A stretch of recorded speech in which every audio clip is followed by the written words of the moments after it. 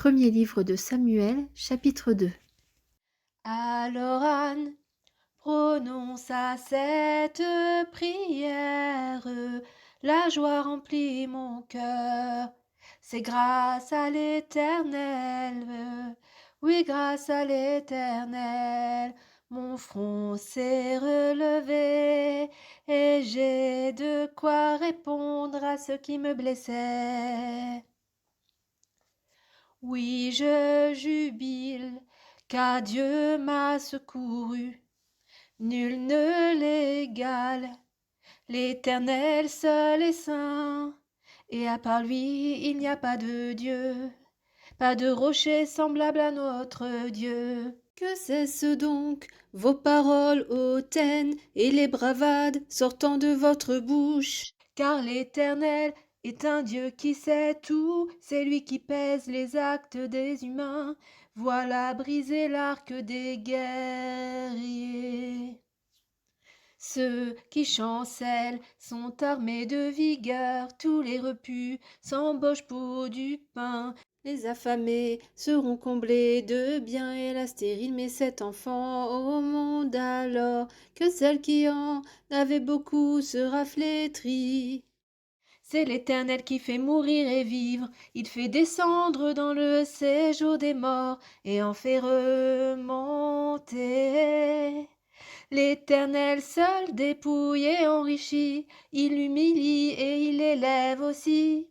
De la poussière il arrache le pauvre, et il relève l'indigent de la fange pour l'installer au milieu des puissants et lui donner une place d'honneur. À l'Éternel sont les fondements de la terre, et c'est sur eux qu'il a posé le monde. Il gardera les pas de ceux qui lui sont attachés, mais les méchants périront dans la nuit, car aucun homme n'est vainqueur par la force. Ceux qui contestent contre Dieu sont brisés. Du haut du ciel il tonnera contre eux. Il jugera les confins de la terre. Il donnera la puissance à son roi et il élèvera l'homme qui, de sa part, a reçu l'onction d'huile. Après cela, Elkana retourna chez lui à Rama, et le jeune homme fut au service de l'Éternel auprès du prêtre Élie. Les fils d'Élie étaient des vauriens qui ne se souciaient pas de l'Éternel. En effet, voici comment ils agissaient à l'égard du peuple. Chaque fois que quelqu'un offrait un sacrifice au moment où la viande cuisait, un de leurs serviteurs arrivait, une fourchette à 3 dents à la main. Il piquait dans la casserole, la marmite, le chaudron ou le pot, et prenait pour le prêtre tout ce que la fourchette ramenait. C'est ainsi qu'il procédait envers tous les Israélites qui venaient à Silo. Et même parfois, avant que l'on fasse brûler la graisse, le serviteur du prêtre arrivait, disait à l'homme qui offrait le sacrifice, donne-moi de la viande à rôtir pour le prêtre, car il n'acceptera de toi que de la viande crue, il ne veut pas de viande cuite. Si l'offrant objectait, il faut d'abord brûler la graisse, ensuite tu pourras prendre ce que tu voudras. Le serviteur lui répondait, tu m'en donnes immédiatement, sinon j'en prends de force. Le péché de ces jeunes gens était très grave aux yeux de l'Éternel, car ils profanaient les offrandes faites à l'Éternel. Mais Samuel accomplissait son service en présence de l'Éternel. Ce jeune garçon était vêtu d'un vêtement de lin semblable à ceux des prêtres.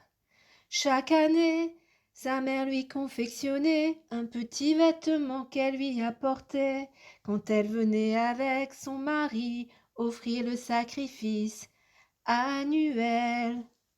Élie bénit Elkana et sa femme en disant que l'Éternel t'accorde d'autres enfants de cette femme pour remplacer celui qu'elle a consacré à l'Éternel.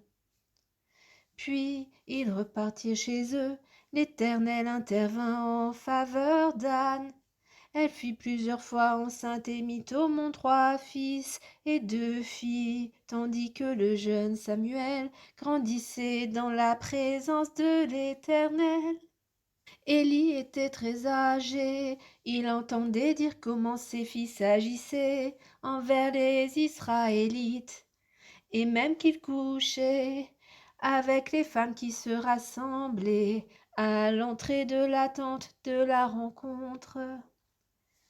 Il leur dit: Pourquoi agissez-vous ainsi? J'apprends de tout le peuple votre mauvaise conduite. Cessez donc, mes fils, car ce que j'entends raconter n'est pas beau. Vous détournez de la bonne voie le peuple de l'Éternel. Si un homme pêche contre un autre, Dieu est là pour arbitrer. Mais si quelqu'un pêche contre l'Éternel lui-même, qui interviendra en sa faveur? Mais les fils ne tinrent aucun compte de l'avertissement de leur père, car l'Éternel voulait les faire mourir. Le jeune Samuel continuait à croître, et il gagnait de plus en plus la faveur de Dieu et celle des hommes. Un jour, un homme de Dieu vint trouver Élie et lui dit: Voici ce que déclare l'Éternel. Est-ce que je ne me suis pas clairement fait connaître à tes ancêtres et à leurs familles quand ils vivaient encore en Égypte, esclaves du Pharaon? Je les ai choisis parmi toutes les tribus d'Israël pour qu'ils exercent le sacerdoce pour moi en offrant les sacrifices sur mon autel, en brûlant l'encens et pour qu'ils portent le vêtement sacerdotal devant moi. Je leur ai attribué une part de viande de tous les sacrifices consumés par le feu, offerts par les Israélites. Pourquoi donc méprisez-vous les sacrifices et les offrandes qui me sont destinés, et que j'ai ordonné d'offrir dans ma demeure? Pourquoi honores-tu tes fils plus que moi, en vous engraissant des meilleurs morceaux des sacrifices que mon peuple Israël vient de m'offrir? Puisqu'il en est ainsi, voici ce que moi, l'Éternel, le Dieu d'Israël, je déclare. J'avais promis à ta famille et à celle de tes ancêtres que vous seriez toujours chargés du service devant moi, mais à présent, moi, l'Éternel, je le déclare. C'est fini, car j'honorerai ceux qui m'honorent, mais ceux qui me méprisent seront à leur tour couverts d'opprobre. Voici que le temps va venir où je briserai ta vigueur et celle de ta famille, de sorte qu'on n'y trouvera plus de vieillards. Alors que tout ira bien pour Israël, tu verras la détresse au sujet de ma demeure, et personne n'atteindra plus jamais un âge avancé dans ta famille. Cependant, je maintiendrai l'un des tiens au service de mon autel. Mais ce sera pour épuiser tes yeux à pleurer et pour t'affliger, et tous tes descendants mourront dans la force de l'âge. Ce qui arrivera à tes 2 fils, Ophni et Phinéas, sera pour toi un signe, ils mourront tous deux le même jour. Ensuite je me choisirai un prêtre fidèle qui agira selon ma pensée et mes désirs. Je lui bâtirai une dynastie qui me sera fidèle et qui officiera en présence du roi auquel j'aurai accordé l'onction. Ceux qui subsisteront dans ta famille viendront se prosterner devant lui pour obtenir une obole et un morceau de pain, et ils lui diront: de grâce, accorde-nous une charge sacerdotale, quelconque à côté de toi, pour que nous ayons du moins quelque chose à manger.